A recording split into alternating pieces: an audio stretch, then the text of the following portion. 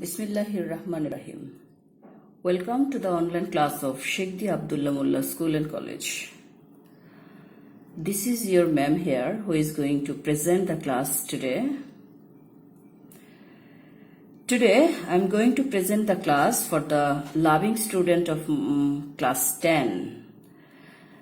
I have chosen this topic today, right form of verbs, as part of my last class of class 10. I have taken a class on right form of verb before. Now this is the second class on right form of verb. Student, I want to give you some more other clear conception about right forms of verb in this presentation. Please, attention. I have presented here some rules, some most used rules of right form of verbs. In my last class, I have given you 5 rules. I have added some more other 5 rules here, including 5 rules. So let us see the rules here. Students, এখানে শুধু most used রুলসগুলো আমি এখানে arrange করেছি তোমাদের জন্য। এছাড়াও অনেক rule রয়ে গেছে, কিন্তু ম্যাক্সিমাম ইউজ হয় যেগুলো সেগুলো এখানে আমি অ্যারেঞ্জ করেছি, কারণ স্টুডেন্টরা তো শর্টকাট শিখতে বেশি পছন্দ করে, যদিও পড়ালেখায় শর্টকাট কোনো ওয়ে নাই সফল হওয়ার জন্য। ওকে, তথাপি দেখে নেই রুলসগুলো। অ্যাকর্ডিং টু দিস রুল আমরা সহজেই অনেকটা পেরে যাব রাইট ফর্ম অফ ভার্বের ক্লুগুলো সলভ করতে। রুল 1, ডোন্ট, ডাজন্ট, ডিডন্ট এরপর এইসব শব্দের পর মূল ভার্বের প্রেজেন্ট বা ব্যাস ফর্ম বসে, এটার কোনো পরিবর্তন হয় না। বক্সে যে ক্লুটা থাকে তুমি যদি বুঝতে পারো এই ক্লুটা বসবে, তাহলে সরাসরি বসে, ভার্বের কোনো পরিবর্তন হয় না। রুল 2, টু এর পর মূল ভার্বের প্রেজেন্ট বা ব্যাস ফর্ম বসে। টু এর পর সবসময় মূল ভার্বের প্রেজেন্ট বা ব্যাস ফর্ম বসবে, কিন্তু with a view two, look forward to, এই টাইপের টু যুক্ত ফ্রেজ ওয়ার্ড যে থাকে সেটার পর আবার মূল ভার্বের সঙ্গে আইএনজি যুক্ত করতে হয়। ওকে, রুল 3, টু ছাড়া সকল preposition in, of, for, from, by, without, before, after এরপর মূল ভার্বের সাথে আইএনজি যুক্ত করতে হয়।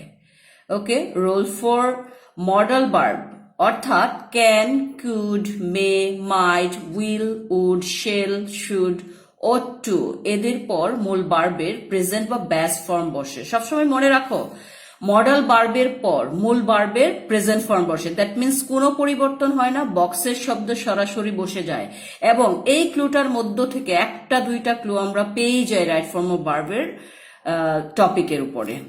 ওকে, তারপর rule 5, have, has, had, being, be এদের পর মূল ভার্বের পিপি ফর্ম বসে, এবং বাই এর আগে মূল ভার্বের পিপি ফর্ম বসে।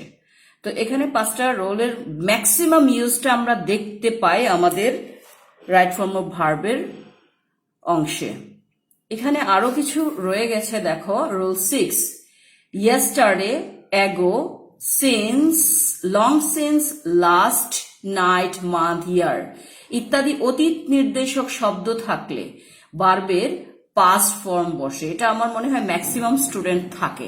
দ্যাট মিনস সেন্টেন্সের মধ্যে যদি অতীত নির্দেশক কোনো শব্দ থাকে যেটা দিয়ে তোমার পাস্টকে মিন করতেছে, তখন ভার্বটাকে সরাসরি পাস্ট ফর্মে বসিয়ে দিব। ওকে, এক্সাম্পল এখানে একটু রেখেছিলাম, he live home last night.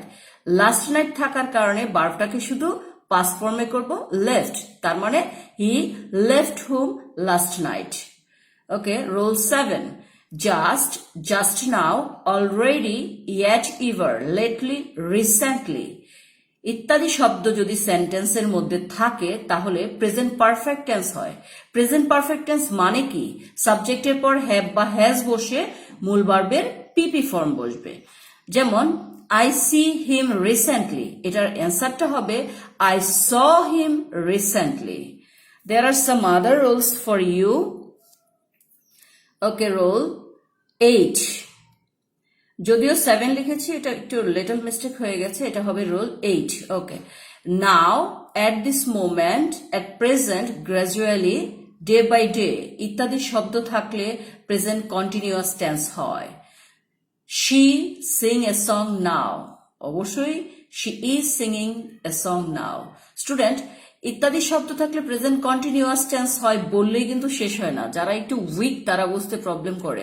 সাবজেক্টের পর এম ইজ আর, তারপর মূল ভার্বের সঙ্গে I N G, that means present continuous tense. Okay, rule 9, কোন সিম্পল সেন্টেন্সে দুটি মূল ভার্ব থাকলে, কোন সিম্পল সেন্টেন্সে দুটি মূল ভার্ব থাকলে দ্বিতীয় ভার্বটির সঙ্গে আইএনজি করতে হয়। এরকম থাকে, অ্যাভেলেবল সেন্টেন্স থাকে, শুধু খেয়ালের অভাব তোমাদের।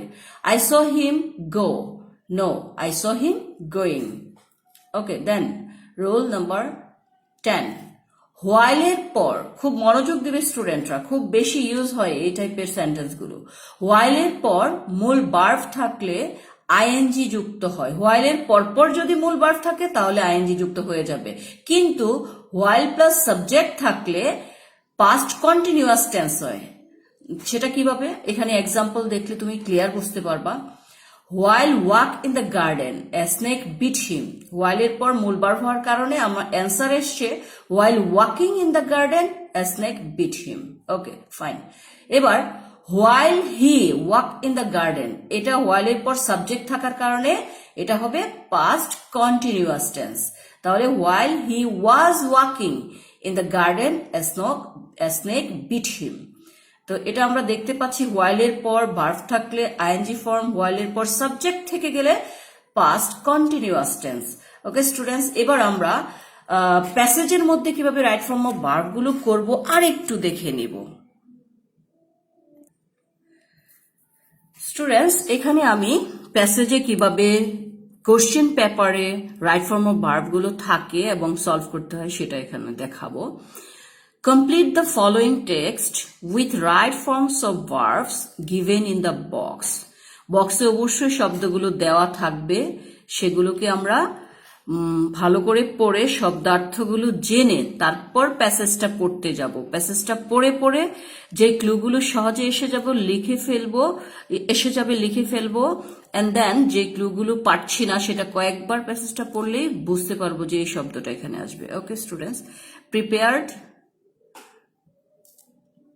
মানে তৈরি করা, ক্লেম দাবি করা, মেমোরাইজ মুখস্থ করা,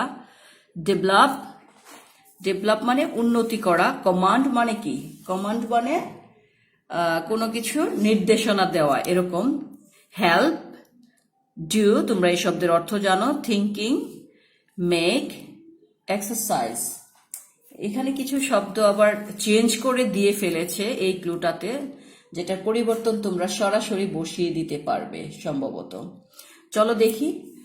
most of the students of our country are expert in, এর পর ভার্বের সঙ্গে আইএনজি যুক্ত হবে বলেছি, কিন্তু বলেছিলাম টু ছাড়া সকল প্রিপোজিশনের পর ভার্বের সঙ্গে আইএনজি হয়। তার মানে most of the students of our country are expert in memorising answers.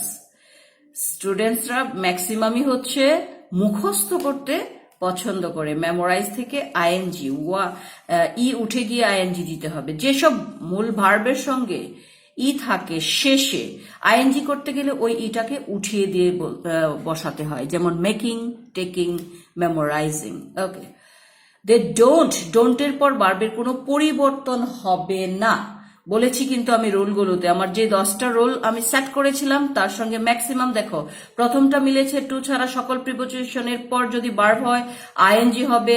এখন দেখো ডোন্টের পর আরেকটা মিলে যাচ্ছে, they don't dash notes themself, তারা নিজেরা নোট তৈরি করতে পছন্দ করে না, they don't make notes themself. Okay, তার মানে ডোন্টের পর বক্সের সরাসরি শব্দ এখানে এসে গেল, কারণ আমার প্রথম রোল নাম্বার 1-এ এটা ছিল। Okay, then they get them by their tutors, তারা তাদের শিক্ষককে দিয়ে প্রস্তুত করা নোট পেতে পছন্দ করে, তাহলে প্রস্তুত করা, এজন্য এটা হবে প্রিপেয়ার্ড। ওকে, তারপর their tutors dash their brain for the students, টিউটররা তাদের ব্রেনকে খাটায় স্টুডেন্টের জন্য। তাহলে কি করে তারা, এক্সারসাইজ করে, দেয়ার টিউটর্স এক্সারসাইজ। প্রেজেন্ট টেন্সের ভার্ব সরাসরি বসবে, যেহেতু টিউটর হচ্ছে থার্ড পারসন প্লুরাল, ভার্বের এখানে কোনো পরিবর্তন হবে না। আর প্রেজেন্ট সিচুয়েশন নিয়ে আমরা প্যাসেজটা পড়ছি। So the dash of power, so the dash of power, কিসের পাওয়ার? চিন্তা করার power. So the thinking power of the students doesn't কি হয় না, তাদের থিঙ্কিং পাওয়ারটা ডেভেলপ হয় না। দেখো ডাজন্টের পরেও ভার্বের কোনো পরিবর্তন হবে না। So the thinking power of the students doesn't কি হবে, যেটা বলেছি ডেভেলপ। ডাজন্টের পরে ভার্বের চেঞ্জ হবে না। স্টুডেন্টস এখানে দেখো দিয়ের পর এখানে থাকা দরকার ছিল থিঙ্ক। অনেক সময় এটা হয় কি, ক্লুতে অ্যান্সারটাই তারা দিয়ে ফেলে, এখানে থিঙ্ক দিলে দ্য থিঙ্কিং পাওয়ার তোমাকে করতে হতো, এটাকে নাউন বানাতে হতো। ওকে স্টুডেন্টস, নেক্সট দেখি, দে ডোন্ট হ্যাভ এনি, তাদের কোনো কমান্ড থাকে না অন দেয়ার ল্যাঙ্গুয়েজ, ভাষার উপরে থাকে না। নিজে চর্চা না করলে, নিজে যদি কাজ না করে তাহলে চর্চা থাকে না। তারপর দেখো they of course dash well in the examination. এরকম হয় তারা পরীক্ষায় ভালো করে, they of course do well in the examination, but for this, কিন্তু এই জন্যে they can dash no credit for their own. ও নো আছে এখানে, সো এখানে হবে so they can claim no credit for their own.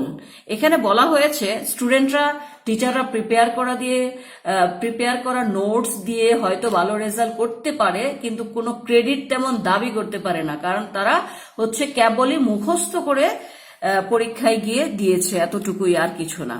এখানে দেখো ক্যানের পর কিন্তু ভার্বের চেঞ্জ হচ্ছে না, ক্লেমটা ঠিক থেকে যাচ্ছে, দাবি করতে পারে না কোনো credit. This result doesn't dash them in their letter life.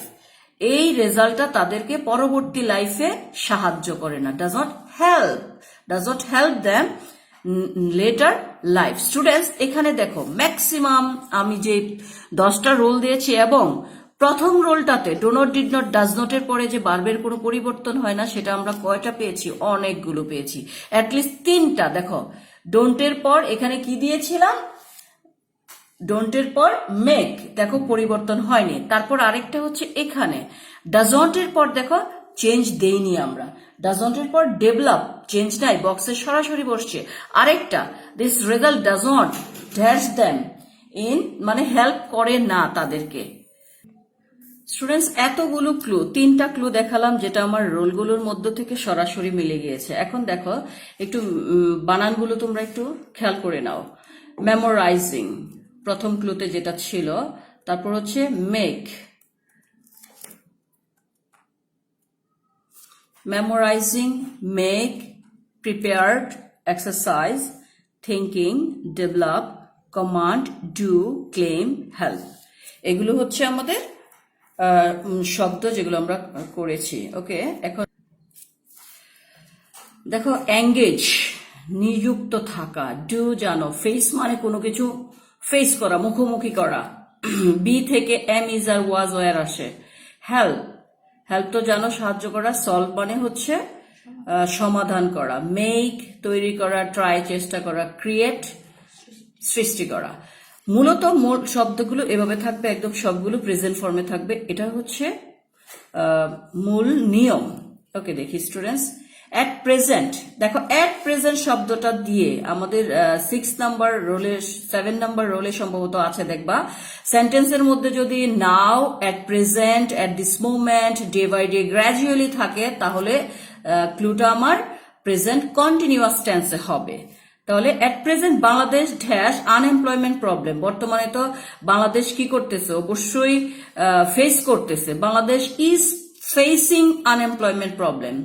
তাহলে ইজ ফেসিং, কেন থার্ড পারসন সিঙ্গুলার, বাংলাদেশ হচ্ছে থার্ড পারসন, এই জন্য ইজ, এবং ফেসের সঙ্গে আইএনজি। এটা কেন প্রেজেন্ট কন্টিনিউয়াস টেন্স হলো? এট প্রেজেন্ট থাকার কারণে। Okay fine. This problem already, দেখো অলরেডি থাকলে আমি লিখেছিলাম জাস্ট নাও, অলরেডি, রিসেন্টলি থাকলে কি করতে হবে? প্রেজেন্ট পারফেক্ট টেন্স করতে হবে। দিস প্রবলেম অলরেডি কি হয়েছে? Has turn an alarming dimension, এটাকে দুইটা ক্লুতেও নেওয়া যায়, অথবা has created an alarming dimension. কেন এটা হ্যাজ বা হ্যাভ ক্রিয়েটেড হলো? হ্যাজ হচ্ছে দিস প্রবলেম, তাহলে দিস প্রবলেম হচ্ছে থার্ড পারসন সিঙ্গুলার, এই জন্য এখানে হবে আমার হ্যাজ, যেহেতু বলা আছে অলরেডি থাকার কারণে এটা হবে প্রেজেন্ট পারফেক্ট টেন্স। তাহলে this problem already has created অথবা has turned an alarming dimension. Okay students, the government has to cope with this problem. চেষ্টা করতেছে এই প্রবলেমের সঙ্গে খাপ খাওয়ানোর জন্য, যেহেতু করতেছে মিনিংটা আসছে তুমি দেখো এটা হবে present continuous tense. The government is trying to cope with this problem. But this problem cannot be, এই দেখো cannot be থাকলে, cannot এর পর যদি হতো তাহলে সরাসরি বক্সের শব্দটা হতে পারতো, কিন্তু বি থাকার কারণে তারপরে পিপি ফর্ম হবে। আমরা জানি বি এর পর মূল ভার্বের পিপি ফর্ম হয়। But this problem cannot be solved without কি, without এর পর কি হবে, ভার্বের সঙ্গে ING, without making or creating the unemployed skillful। কি বলতেছে দেখো, but this problem can not be solve, এই সমস্যার সমাধান করা যাবে না without solving or without making or creating unemployment skillful. জনশক্তিকে মানে বেকারদেরকে স্কিলফুল না বানিয়ে এই সমস্যার সমাধান করা যাবে না। So education is a must, এখানে হবে সিম্পলি অক্সিলারি ইজ সেন্টেন্সের অর্থ অনুযায়ী। তারপর it a man to get a job, এটা তো সাহায্য করে মানুষকে, যেহেতু সাহায্য করে ইট হেল্পস, হেল্পের সঙ্গে এস হবে থার্ড পারসন সিঙ্গুলারের কারণে। ওকে, জব ডাজন্ট মিন, জব মানে মিন করে না ডুইং অফিসিয়াল ওয়ার্ক অনলি। দেখো ডাজ নট এর পর মিনটা হচ্ছে মূল ভার্ব, তারপর আরেকটা মূল ভার্ব যেহেতু ইউজ করা হচ্ছে এটা পার্টিসিপল হবে, যেটা বলেছিলাম পাশাপাশি দুইটা মূল ভার্ব থাকলে পরেরটার সঙ্গে আইএনজি, এই জন্য doing. Job doesn't mean doing official work only, job মানেই কিন্তু অফিসে কাজ করা, সেটাকে মিন করে না। Self employment is a solution of this problem, self employment আত্মনির্ভরশীলতাও হচ্ছে এই সমস্যার দূরীকরণের একটা উপায়। ইট মিনস, দেখো ইট মিনস, যেহেতু ইট মিনস একটা মূল ভার্ব আছে, পরবর্তী আরেকটা মূল ভার্ব হচ্ছে, এটা আবারও হবে কি participle. It means engaging oneself in economic activities, এর মানে হচ্ছে একজন নিজেকে আর্থিকভাবে কিছু আসে এরকম কাজে এঙ্গেজ থাকা। Okay, the government is giving financial help and training to the educated youths with a view to, আমার বলা আছে কিন্তু টু এর পর ভার্বের প্রেজেন্ট ফর্ম, কিন্তু উইথ এ ভিউ টু থাকলে তারপরে আইএনজি ফর্ম। তাহলে স্টুডেন্টস দেখো, the government is giving financial help and training to the educated youths with a view to making them self-reliant, তাদেরকে আত্মনির্ভরশীল করার জন্য, আর্থিকভাবে এডুকেটেড করার জন্য, তাদেরকে কি করতেছে, আত্মনির্ভরশীল করার জন্য ফিনান্সিয়াল হেল্প দিয়ে যাচ্ছে সরকার। এখানে আমরা ক্লুগুলো একটু দেখি, দেখো মিলিয়ে নাও তুমি তোমাদের ইয়েগুলো, স্পেলিং গুলো মিলিয়ে নাও। ইজ ফেসিং অথবা ফেসেস দিতে পারো, হ্যাজ টার্ন, হ্যাজ ক্রিয়েটেড যে কোনো একটা, is trying, solved, making, creating, is, helps, doing, engaging or making or turning. তো স্টুডেন্টস এই হচ্ছে মোটামুটি আমার ক্লুগুলির মধ্যে। তারপর তোমরা আরো বেশি প্র্যাকটিস করতে থাকো। দেখো আমার 10টা রোলের মধ্যে ম্যাক্সিমামটা মিল পেয়ে যাচ্ছ তোমরা, যদি একটু মাথায় 10টা রোল অ্যাটলিস্ট রেখে প্র্যাকটিস করো রাইট ফর্ম অফ ভার্ব, আমার মনে হয় তোমরা খুব দ্রুত ভালো করতে পারবা। Thank you students for staying with me and watching the content. Allah Hafiz.